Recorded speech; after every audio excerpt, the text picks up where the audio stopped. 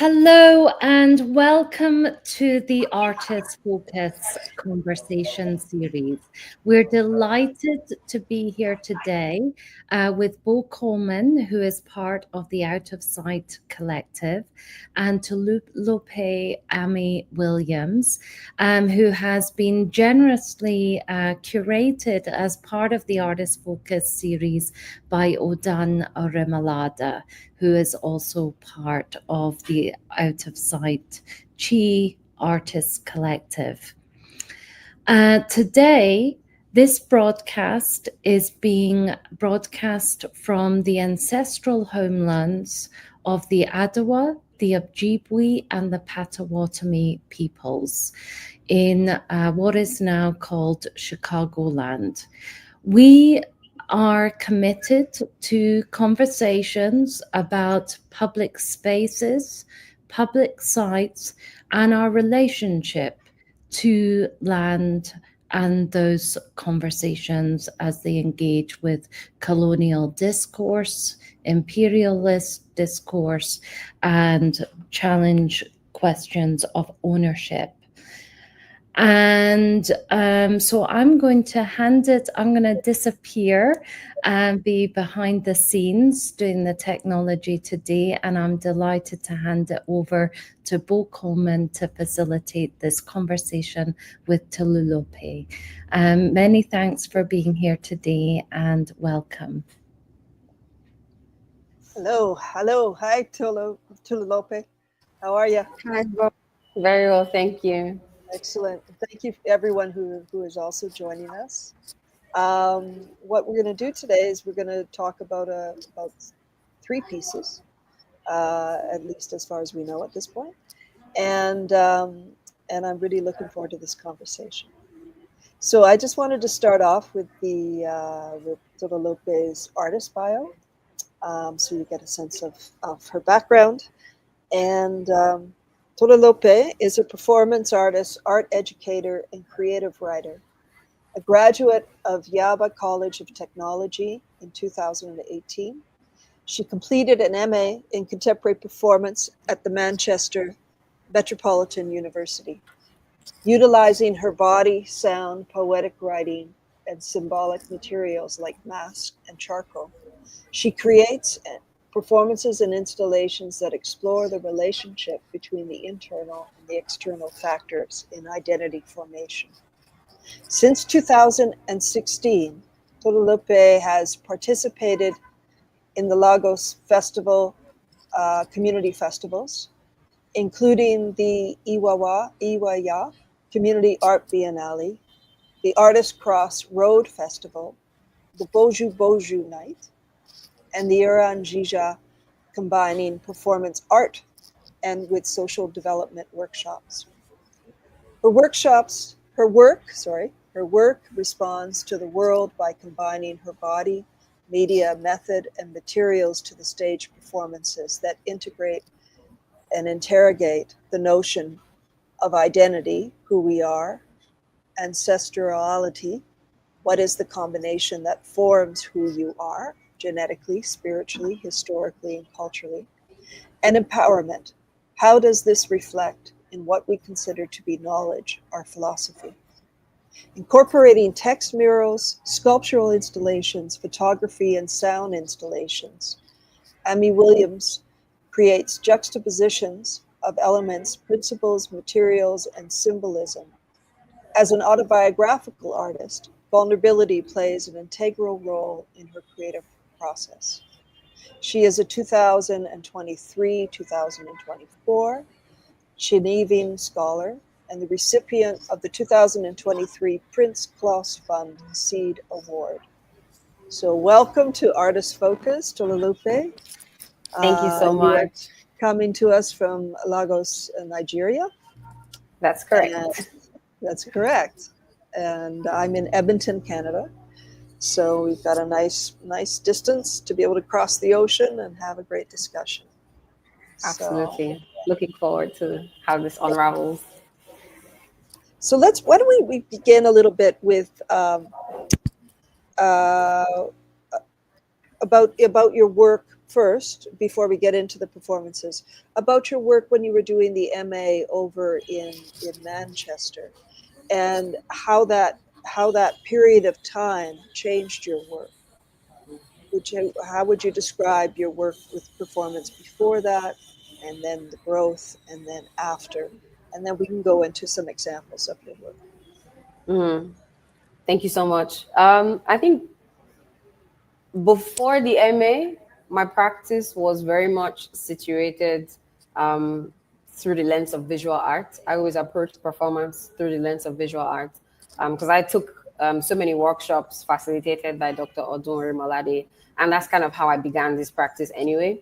But with the masters, it was quite interesting, and I felt like that was the balance that I needed because I realized that as I experimented, my body wanted to do more, stripped off of props, of, physical materials, which are still very important in my work. But I wanted to explore and stretch the boundaries of what my body could physically do in this space in terms of physical action. And so my master's was focused more on the theatrical aspect of performance. So it was basically looking at performance art, but through the lens of theater art.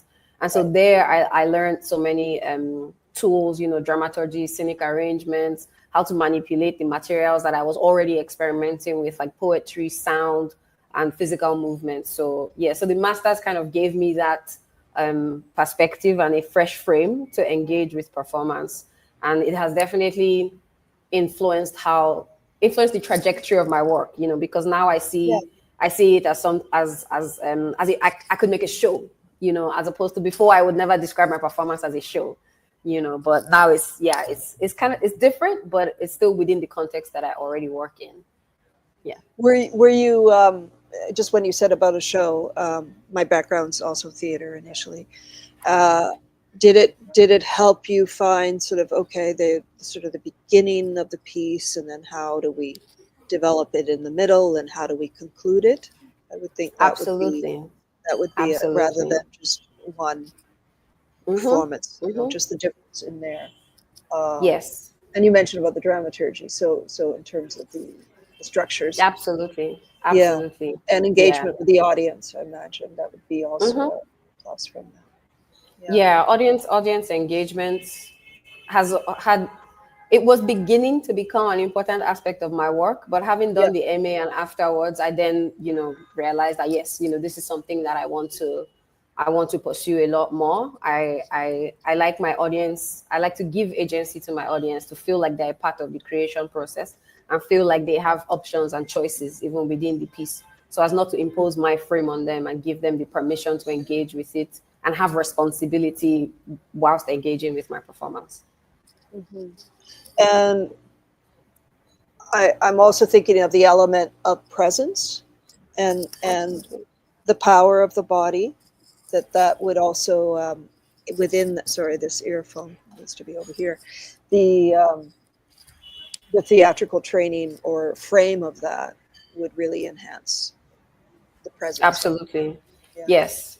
There was a particular course where we looked at the notion of presence and liveness, and how your presence could activate co-presence with the audience, and how that could generate a response from them or condition their physical state within the space. So it was all of these levels. And honestly, what actually stood out to me was I was experimenting as an individual in Lagos, having left the workshops, being done with school. These were things that I had started to experiment with, but I couldn't define them.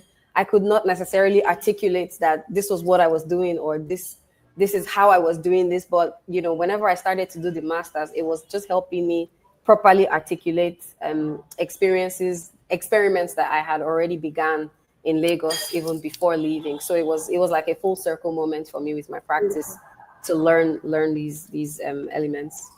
And then to be within a community of other artists, of other practitioners, and from all different countries. Exactly. It was very diverse. Manchester is a very really diverse city. Very diverse. I had friends from Colombia, Romania, Taiwan. It was all encompassing. Wow. Yeah. And you mentioned Odun, who's one of our members of our collective. With that, can you just touch on a little bit of what you were learning from her?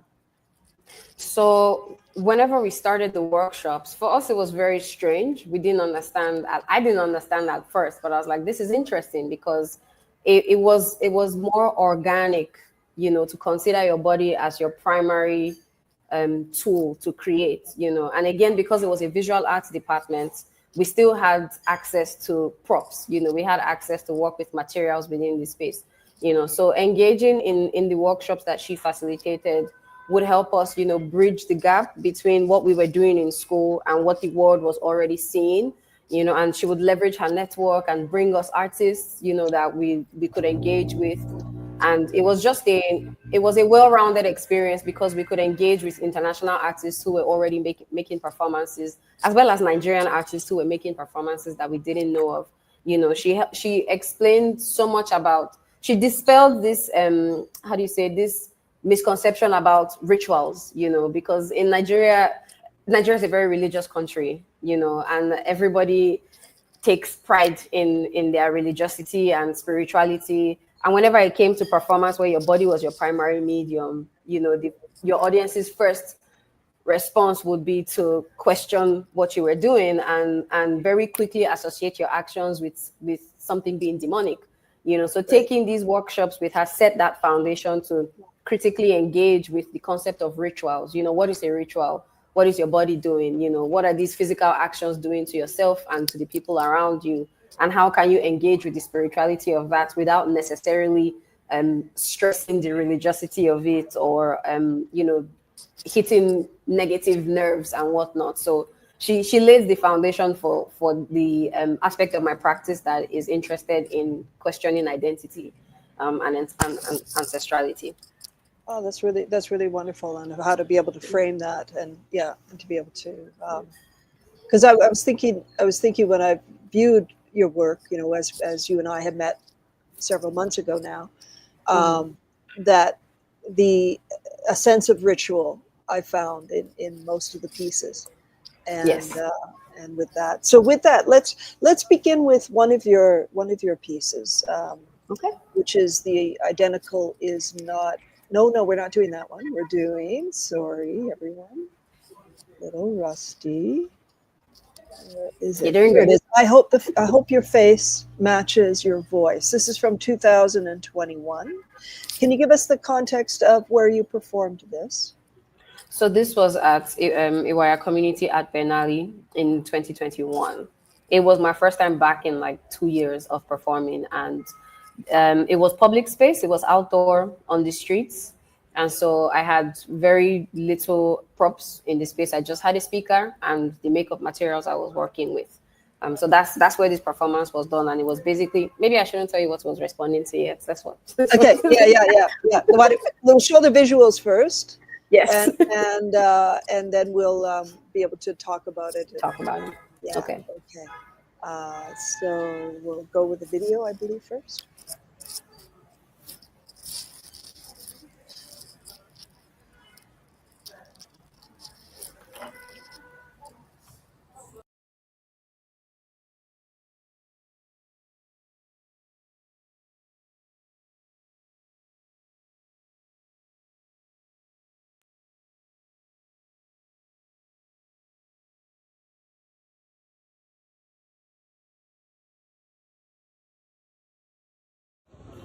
Today I saw a mysterious thing. Oh, how can I tell such a terrible story? I saw the black man dressed like a king, but he was sharing a sleeping mat with poverty. His poverty was a fat man with a bulging stomach lying on his back beside a pot full of treasure. This knowledge was all he seemed to lack, that he could get up and make his own future.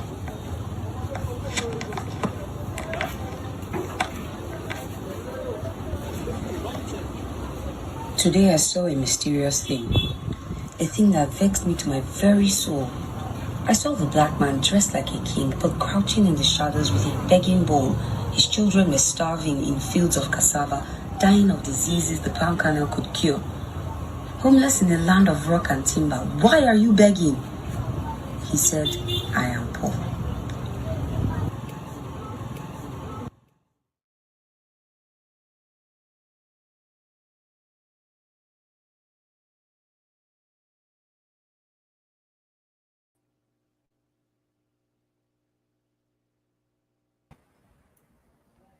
we are. Hello.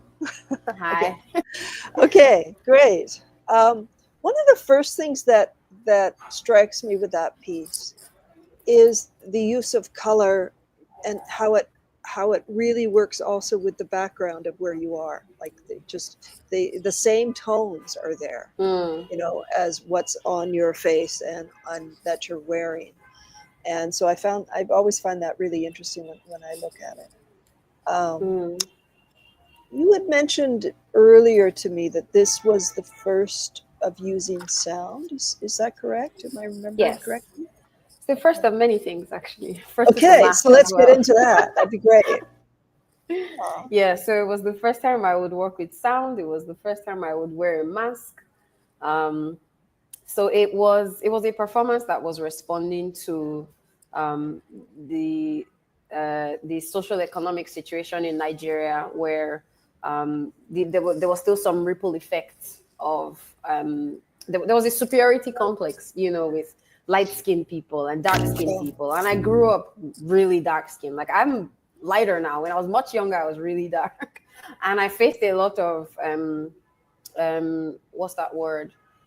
Discrimination. Intimidation, discrimination. And I literally, the name of this performance was a statement somebody said to me when I was, I think, 9 years old or 12 years old. We were trying to get a job on TV, and she was like, oh, practically had an interview over the phone. And she was like, oh, I love the voice. Okay, let's just meet up to sign some documents. And she was like, I hope the voice matches the face. And we met up, and the voice didn't match the face, and we didn't sign no documents, and so I didn't get the job. And it didn't affect me at the time, but as I grew older in this space, and I saw how a lot of young women were trying to change the color of their skin, everybody wanted to be light skinned because there were certain jobs you couldn't get if you weren't light skinned. You couldn't work on the radio. My sister faced discrimination because she would write the scripts, and the light skinned girls would go in front of the camera to present my sister's scripts. So it was beginning to hit home, and like you read in my bio, there's a level of vulnerability that goes into my work where I have to think of how I'm affected on a micro level. How can I relate to this narrative? And then on a larger scale, on a macro scale, how does it affect society and the community around me? So I made this performance where I tried to put on makeup on a layer that wasn't my skin. It wasn't me, So society, in some ways, force you to wear a mask, force you to put on this appearance that is not you, and you let society dictate what your beauty standards should be. And at the end of the day, it's not just your skin that's damaged, it's your self-esteem, because in the difficult economy of Nigeria, the cosmetics industry was still thriving. Everybody would release these products, and products would even have to lie on the packaging that it was whitening in order to get people to buy it. So I thought that was ridiculous, and I responded with the performance. And so that's how the mesh, because I wanted something that still preserved the shape of my face and something that was malleable to work on.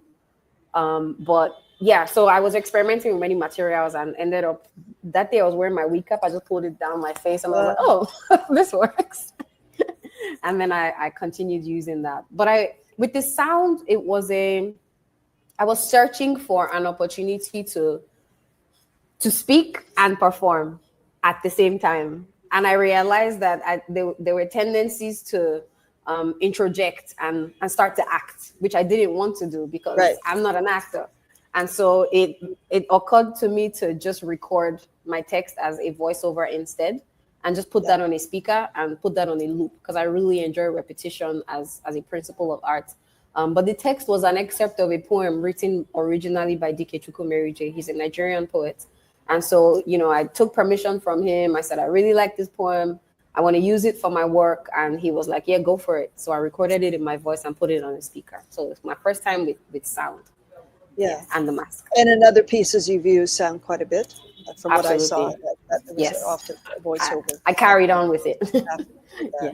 I mean, what's interesting with the voiceover is there's space between the body and then the sound that we hear, because they're two separate entities, as opposed to actually embodying the voice. So there's a bit of a dissonance that happens. And also because you're not 100% sure that that's the artist's voice. kind of start to True. assume that, but you may not, you've never heard the artist speak. So that I find that really interesting, is that distance that you can use. Absolutely, absolutely. As I began to explore with sound, I realized that human beings generally, just even engaging in society, I find that we're restricted to only what our eyes can see, and I find that very limiting. And I was very interested in creating multiple points of entry to experience my work. So if my physical action was disturbing or uncomfortable for you, my audience has the option to close their eyes and just listen and still have an experience and still get something out of what I'm doing, which is partly why I stuck with the mask as well, because I don't want you to see, it's not about my face, I don't want you to associate the narrative with Tolu as a person. And so I keep the mask on so that first I can have privacy in public and get through this narrative, because I'm sharing a part of my life with my audience in that moment. And so it's somewhat empowering for me to deprive you of an opportunity to see my face. So I'm dealing with my narrative, and I'm hoping that you're imprinting your face on my body and imagining that was you. And so, so I take my face away and allow, with the sound, you can have multiple points of entry into my work. I mean, it's interesting because you see a lot of performance artists that will cover the face, and what I find that does, and I've done it also in the past, of your, because when you see a face, right, you see the eyes, you kind of go inside the person, you kind of, that's your point of entry. When you do something with a mask or some kind of sculptural thing, then you see the whole body as one. You're not just entering into the other part. So I think that was wonderful. We've got a few photos from that performance, so maybe we just show those, and then we'll go on to another one. Okay. There we are. This gives you a bit of another angle. Yeah. Stretching of the material. So I had to rip it off and, clean the makeup off my face. It was very hard. It was so hard. I had people in the audience showing me, "Oh, you didn't clean this part." Yeah. It was quite engaging for them as well. I find the pattern really interesting on what you're wearing, because the energy goes out, right? Can you talk a little bit about why you chose that particular one? Honestly, it was just a very comfortable dress. Yeah, okay. It was my favorite dress at the moment. I was like, I need space. Give me the big one. Oh yeah. So I put really the dress on. Yeah, but it really worked with this performance. I haven't worn it for any other performances. Yeah. So I've associated the dress with the work, but as at then, it wasn't my face, and everything else I was doing with the makeup on my skin was the focus of the work. You see what I mean in terms of like that middle picture, the picture in color. It's like like flames. Yeah, but also like the what I was saying at the very beginning of this, the colors really work well with the background. And you've got that orange and that tone. It really looks, and even the fellow standing there behind blue. I mean, that's interesting. But that's why I was wondering in terms of the choice of that. That I think generally I like to wear colorful costumes in my performances, or put an element of color in my performances. So it's purple, yellow, really bright neon colors. So I see it as painting with like physical bodies and physical actions and materials in this space. So I do like to have colorful costumes. Yeah. We are going to be going, not just yet, but we're going to be going to a larger piece where we're going to have a longer video to be able to see the work. Yeah. But what I found interesting is in that piece, you start working with charcoal. So let's talk a little bit about another piece that you did where it was I believe maybe the first time you worked with charcoal. And it's from 2022, and it's called Harmony and Discord. And we've got some pictures from that is mostly focusing on the use of charcoal. So we'll just go through that sequence, and then we can talk about that material. Yeah. So it was the first time I would make an installation in a gallery, actually. and I wanted it to be audience participatory. And so I had this barrel. The plan was that the audience would consider the barrel as their home, and then I would set it on fire. And get them to write on the barrel, what does home mean to you? And then I set the barrel on fire. And the hope was that they would either pick an extinguisher or, join me in my distraction and put the headphones on and whatnot. But, having generated, I felt a little bit of guilt by emitting carbon into the atmosphere, and I think I started to think a lot more about what to do with the remnant of the burnt wood. So I had charcoal, I had ashes, and then this performance was what gave birth to an opportunity for me to stretch it and test it in different forms. So I've sculpted with charcoal. I've made pastes, with my body with charcoal.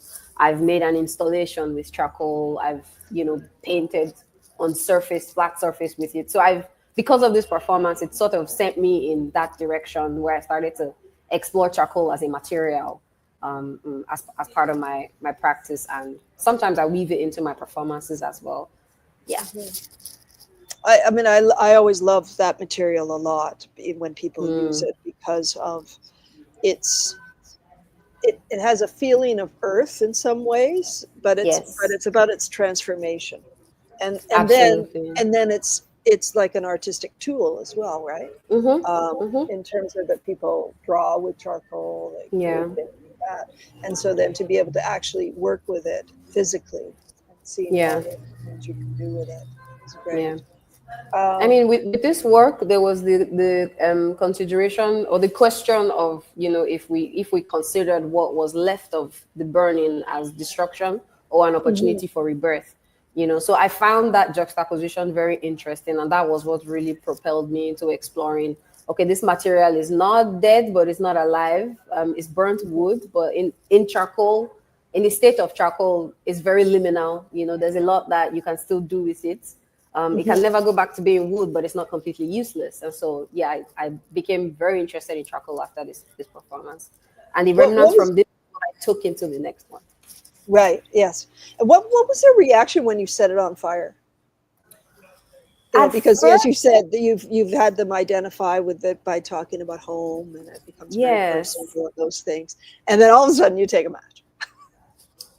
I had an expectation that they would run to the rescue, and save the barrel. But I was wrong. They wanted, my audience was, and they I guess they sort of proved my narrative right, but I tried so hard to maintain control over this performance that the minute I lost control of it was when the performance came alive. So I had to engage with the barrel in order for my audience to realize that your home is on fire and you're having fun instead. Because I was dancing with the music, and the minute the music cut, which was not part of the plan, my audience thought it was part of the script. I physically lost my mind in front of all of them, wondering, looking for the tech guy and going, who stopped the music? And then I got upset. I burnt my clothes in the fire, and then they really began to engage with the fire. Yeah. So, but they didn't try to put it out. They just, again, it's that liminality of destruction and rebirth. Yes. So their response was quite interesting as well. Yeah. It's interesting what you just mentioned about the, that you had really planned the piece, and then all of a sudden this happened, and the piece took a whole other turn. Improvisation is such an interesting part of performance, but at the same time, I think it frees you when you can sort of plan what it is you're going to do, as long as you're free and open to it shifting, and then going with that and feeling the moment, feeling the present moment with it. So I've had to learn that as time went by. I realized that the more control you had over it, the lesser opportunities for chance and for your audience to find themselves within it. Yeah. You can't control the entire piece and control the narrative. You need to die as the artist for meaning to be born in your audience. So, but the planning can help you with, like, as a process of preparation. Absolutely. You know what I mean? Like, I plan some things there, and then you start, and then you see where it goes and where it comes alive.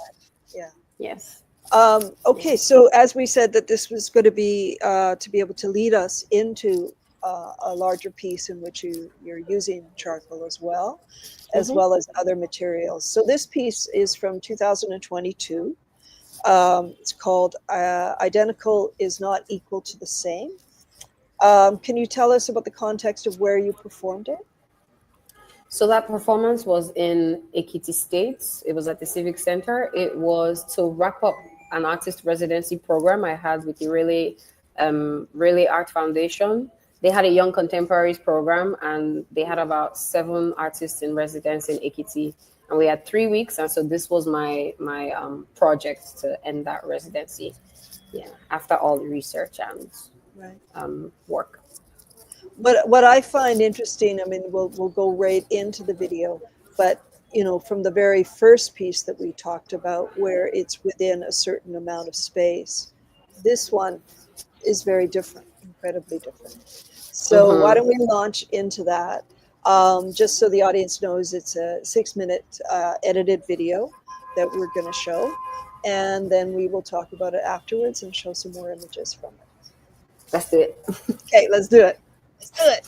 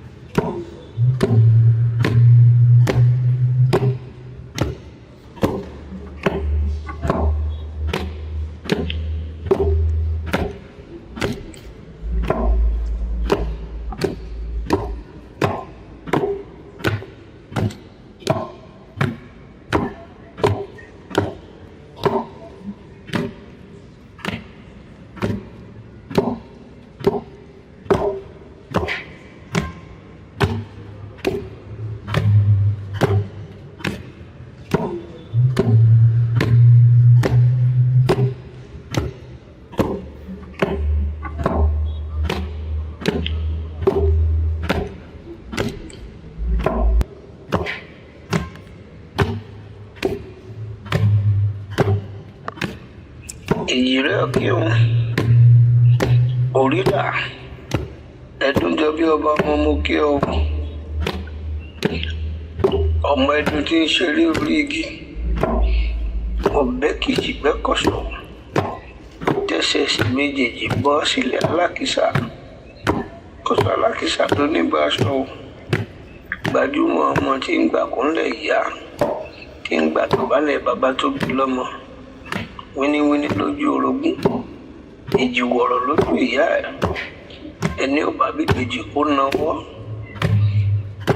èjìrẹ́ ọ̀kín o èjìrẹ́ bí tí mo jí mi lójó èjìrẹ́ mo bí mo yọ̀ èjìrẹ́ ara ìṣòkùn ọmọ ẹ̀dùn ṣeré lórí igi èjìrẹ́ wọlé olówó kò lọ ó wọlé ọlọ́lá kò lọ bẹ̀ ilé alákìsà ló lọ èjìrẹ́ sọ alákìsà dá láṣọ ó sọ òtòṣì di olówó bí táyé ti ń lọ níwájú bẹ́ẹ̀ ni kẹ́hìndé ń bọ̀ lẹ́yìn táyé lọ́mọdé kẹ́hìndé lẹ́gbọ́n táyé ni aràn lọ tọ́ ayé wò báyé dára bí kò dára ó tọ́ ayé wò tán ayé dùn bí oyin táyé kẹ́hìndé ni mo kí èjì wọ̀rọ̀ lójú ìyá ẹ̀ ó ń délé ọba tẹ̀ríntẹ̀rín jẹ́rí jẹun jẹ́rí mú èjìrẹ́ ara ìṣokùn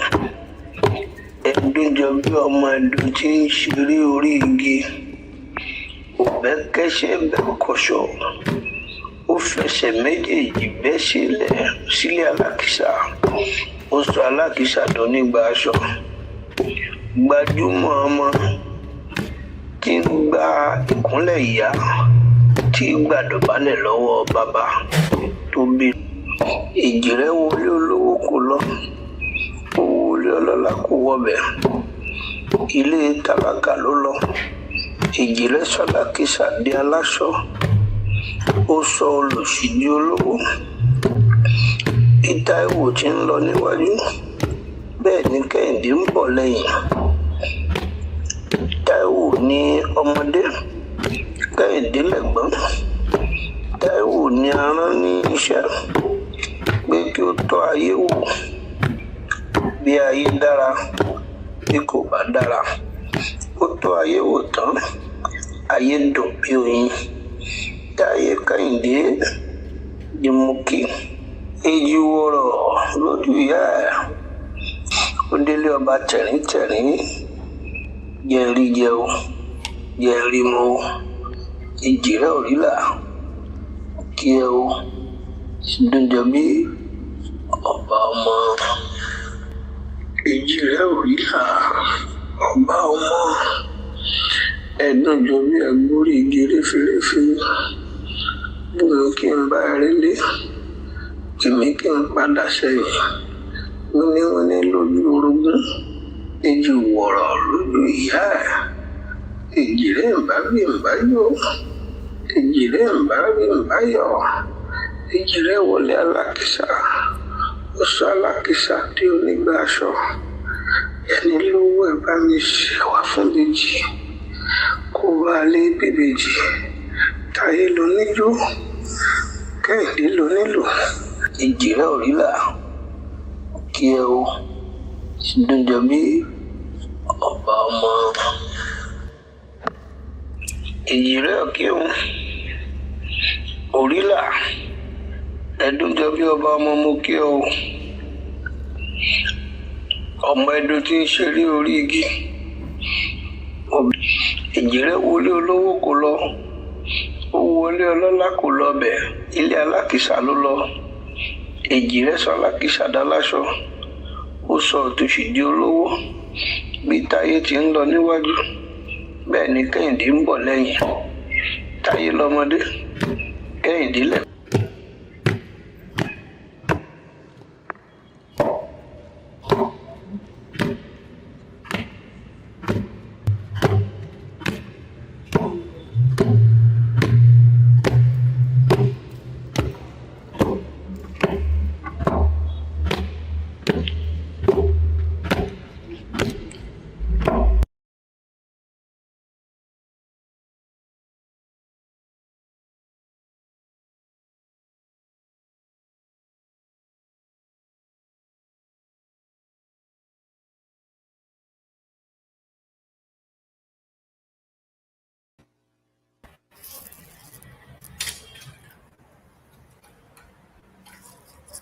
Hi. Hi. Yeah, I love the openness of it. Like you just, and what a wonderful space to be able to work in, to be able to present it. But yeah, this really was a very high contrast to the other pieces. Yes. So you're a twin, I am. right? And that's sort of the basis of this piece. Yes. Can you give us a little bit of background of why you decided to use that? Yes. So again, like, transitioning from the previous performance into this one, I started to think of the byproducts of the burnt wood that I was left with, the charcoal and the ashes. And I then started to think, I placed that on the one hand next to my living experience as a twin, so it was a very interesting time of my life because a lot of things were happening with my twin sister. And so she was elsewhere, she started to do her master's actually as an Erasmus scholar. So she was touring Europe and, going to different countries, going to school. And I was in Nigeria at the time. And whenever people bumped into me, they'd be like, "Oh, where's your sister?" I'm like, "She's not here. She's doing a master's." And they're like, "Why are you here?" It was becoming so, it was reoccurring way too many times. And I was like, "Come on, guys, we're twins, but we're not the same." Her trajectory was very different from mine. We kind of almost do the same thing now, but we arrived at that very differently. So I felt triggered to make this performance because the comparison was just becoming too much. it was becoming too much. And so I made this work, and I had many layers of juxtaposition, even with the fabric assemblage. I had ashoke, which is very indigenous to Yoruba people, and then I placed that next to canvas, the painter's canvas. Then I also had, even with the sound, I then had to engage critically with what it means. So again, this is a performance of another first, because before then I wasn't necessarily engaging with my culture, with what it means to be a twin, according to Yoruba philosophy and Yoruba ancestrality. I didn't know what it meant to be a twin in my tradition. You grow up in Nigeria, where you're trained to think about, cultural associations as demonic. And so we're not interested, because it's a very religious environment, And so that's why I said Dr. Odun set the foundation for me to critically engage and think about, what is a ritual? What is my ancestrality? What is my identity? And how do I allow myself emerge from that? So I did a lot of research, and even in the eulogy of the twins, which is the voiceover that plays above, that plays over this performance, there's a line, Winnie Winnie Loju Orogun, Ejiworo Loju, yeah, that translates into two emperors of different empires. So again, it hit me. I'm like, if the eulogy says we're two emperors of different empires, where is this need for comparison coming from? So the performance was basically just questioning all of that and playing with different levels of juxtaposition. So it was ashes on one half of my body and charcoal on the other half, and just making mark on the material, on the assemblage, to see, which parts, do they blend? Can you tell which is which? They will stand out when it dries. The color is not necessarily the same. But yeah, that's basically, it was responding to comparison as a social-political issue, but through the lens of my life as it. Yeah, and I imagine, this was only a couple of years ago, but you're at a stage in your life. I mean, you've been for a while, but where identity is coming to the fore, right? Absolutely. And being able to figure out who we are and where we are in the world. Yes. So that I do have twin brothers. I myself am not a twin, but I do have twin brothers. So, and they were identical twins. And so I can relate in terms of how, they're so much together in everything. And then their lives did take a bit of a turn for a while. And then at the end of one of the twins' life, they sort of came back together. But that feeling of being part of someone else, but I'm separate, I'm different, I'm me. Yeah. And I want to be able to live that. So I can really relate to that. Can you talk a little bit about? Sorry, go ahead. Oh no, I was gonna say you pretty much grow up through the lens of comparison. Whenever people meet you first as a twin, it can be a bit overwhelming. Yeah, I remember as a child the sort of my first memory of my twin brothers, staring at them and trying to figure out, okay, how do I tell them apart? And I was like, what am I going to use to be able to know? And then I went, oh yeah, Michael's just a little wider and just a little different, and I always used that, of course it got to know them really, really well. But at the beginning I was like, okay. I still have friends that do that. yeah, I'm sure. And you mentioned about, I'm not sure if I'm pronouncing this right, Yoruba culture? Yoruba, yes. Yoruba. Can you talk a little bit about that and how that integrates into this piece? Yes. So because I was trying to respond to comparison as a twin, I needed to understand what it means to be a twin in the Yoruba context. And so I did a lot of research and found out in the Yoruba culture, twins were revered. They were treated as sacred children, because Yoruba people believe that every human being is created there's two versions of you. There's the earthly version of you, and then there's the heavenly one. And so whenever they started to have twins, they they felt like both kids have come out, so the earthly version and the heavenly version have both come out. And so because they couldn't tell which was which, they just pretty much worship them both. And so the first thing they do is then they go to the Ifa chief priest, who conducts a consultation, to find out from the oracle, what's their trajectory, what's Taiwo going to become in future, what's Kende going to become in future. And I'm Taiwo, so I'm the first one. But according to Yoruba culture, my twin sister is older, because they say that she sent me out into the world to pretty much survey and tell her if she's supposed to fled. Then interesting. Yeah. Then she can come right after. Oh, that's so different, because like with my brothers, it's like, well, Michael's older. He came out first. He came first, exactly, but not first. Interesting. So you send the older one sends the younger one out. The younger one hey, is it safe out there? Mm-hmm. Exactly. Should I come? Exactly. Yeah. And so the Ifa chief priest, he tells you what they're supposed to become, and your parents pretty much walk through that. So I tried to depict that consultation in the performance, where I had the stones. So the consultation process is literally with a tray called Opoenfa and with 16 pebbles. So there's different ways, but I chose this method because it's just arithmetics, it's maths, and they basically scoop out pebbles, and whatever number is left is the markings you make on the surface.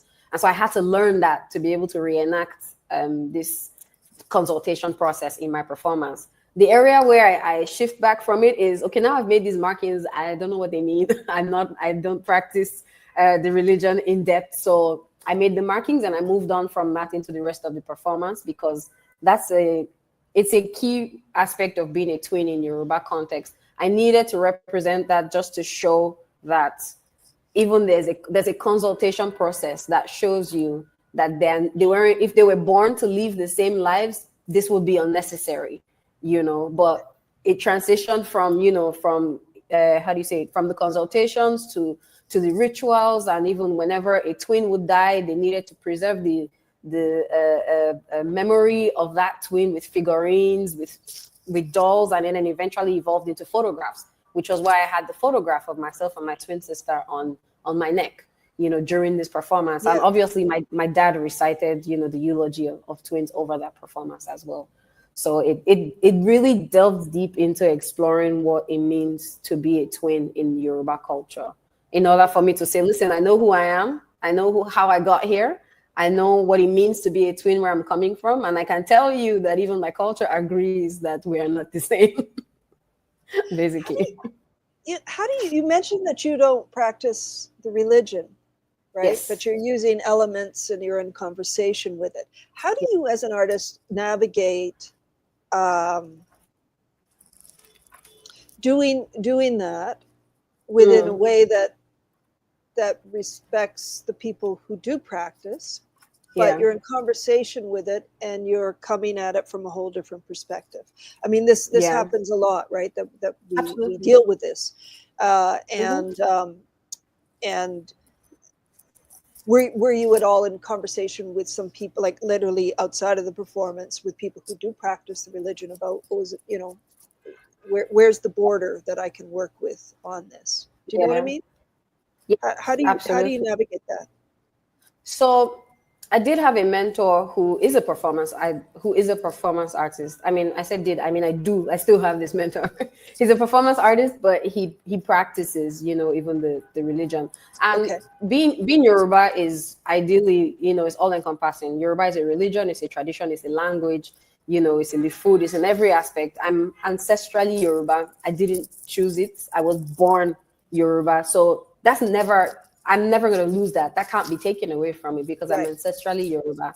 And so this is why agency is a very important aspect of my practice, because I need to be at peace. So for so long, I tried to fight for a sense of belonging to different societal constructs, and I realized that I needed to give myself permission to emerge from these connecting roots differently, to still be associated to it in the ways in which it reflects in my life as a person, and how obviously my life reflects in my practice, and then decide that this is my area of divide from it. So whenever it came down to the religion, I don't practice because I'm a disciple of Jesus Christ. However, when I'm creating my performances, because I'm ancestrally Yoruba, and that's never going to change, no matter how much I speak, I will always be Yoruba. I can go back into my roots and into my background and say, what is particular to being Yoruba?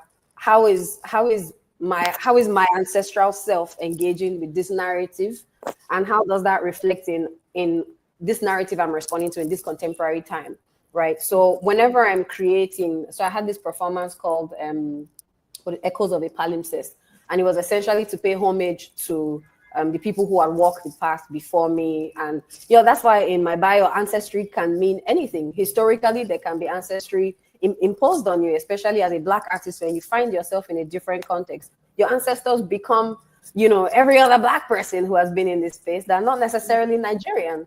Culturally, your ancestors are different. Traditionally, so it's a very complex space to be in. That's why I made this performance essentially, paying homage to ancestors that had walked the path that I was now towing. And I then decided, okay, what does paying homage in Yoruba culture look like?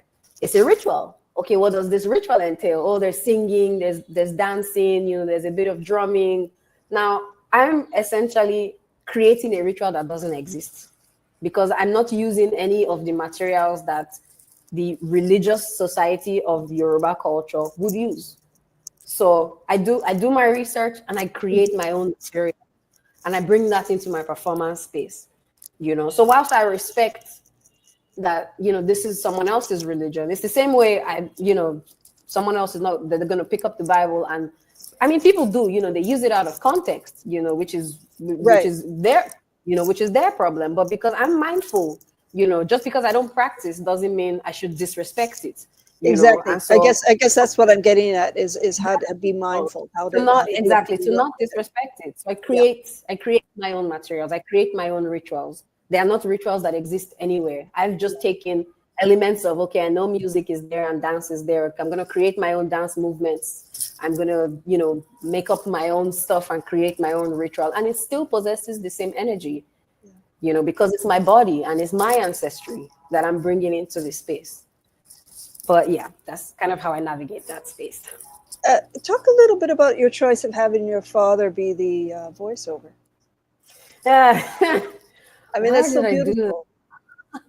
Now that I think about it, thank you. I started to use my dad's voice actually after that one, even in the Echoes of. Oh, in other pieces. Okay. I had my dad in like 2 other performances, and now that I think of it, it's like I consider it my inheritance because he passed in December.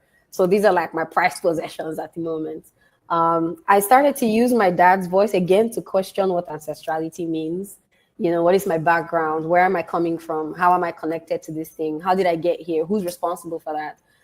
With my dad's voice in that performance, I had to trace back to, because I'm a twin. In Nigeria, usually people like to do this thing where they figure out which side of your family are the sets of twins coming from. Is there a trajectory of where, maybe in your dad's family or in your mom's family, are you a descendant of a genealogy of twins? And so in my family, my dad's mom was the twin. Mm-hmm. And so I started to do that research, and I went to my hometown. I visited where she grew up because she passed when my dad was 12, but I was able to go to the house. I met my great grandmother. She was over 100 years old. And she told me so much about my dad's mom, who was a twin. And mm-hmm. It made sense to me that I would bring that into my performance as this is my rite of passage. This is why I have access, to address this narrative from this perspective of being a twin, because I am, and having my dad's voice in this space, just emphasized that a lot more as just evidence of my genealogy and my ancestrality. Mm-hmm. Mm-hmm. While we're talking, maybe we'll bring up some photographs from that piece. But the interesting thing there is I've seen some other performances where people have incorporated their parents into the piece, and I think it's a very beautiful thing to do, because, as you say, they're the ones who gave you life, and to be able to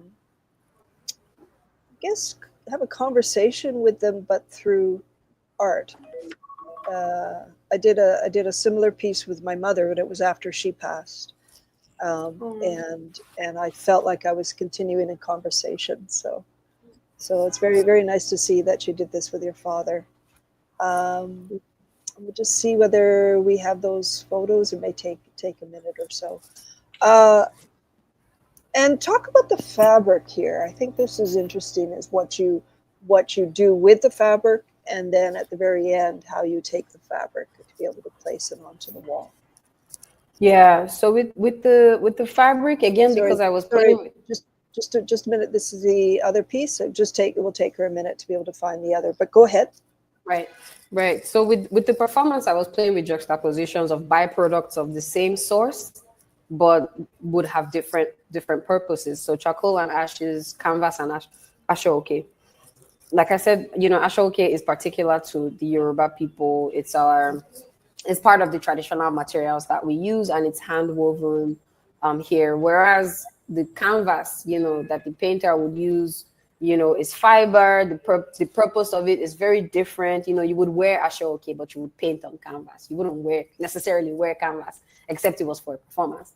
But I try to weave them together because they are both byproducts of fiber, but they're used completely differently and belong to absolutely different contexts and different functions in society. So for me, it was a way of saying, listen, these are byproducts of the same source, but are used differently and are both still functional and similar. They're identical, but they're not the same. And so I put the divination tray right in the middle of that to, reenact the consultation of the Ifa divination consultation. Yeah. And I love the physicality of your body in this one. Now this is 22. One of the earlier ones was 21. Yeah, I mean, I'm only going, of course, I haven't seen the performance and I've only seen the video and things, but it really feels you're totally in that body and you're using it with some strength. So it's beautiful to see you almost paint with it, right? Yeah, because of time, I wasn't allowed to go over the fabric as much as I would have liked to, because I was really aiming to cover, go around it with like go over the paint and go over it. But I had the governor of the state stand and watch me, and they were like, "You can keep him standing for more than 10 minutes." So I'm like, "Oh, okay." But yeah, it was a very interesting one for me. Oh, very nice. Well, thank you very much for bringing your work with you so that we could see what you're doing. And it was an absolute pleasure. I mean, I've really enjoyed our conversations over the last few months, and particularly this one, where we really are diving into the work of things. And I hope one day to meet you in person. I would love that. Me too. Thank you so much for being part of Artist Focus. And thank you. It's really beautiful.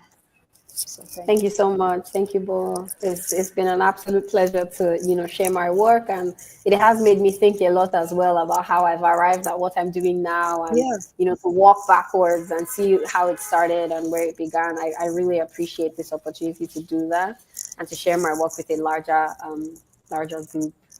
Great. Thank you so much. Thank you again.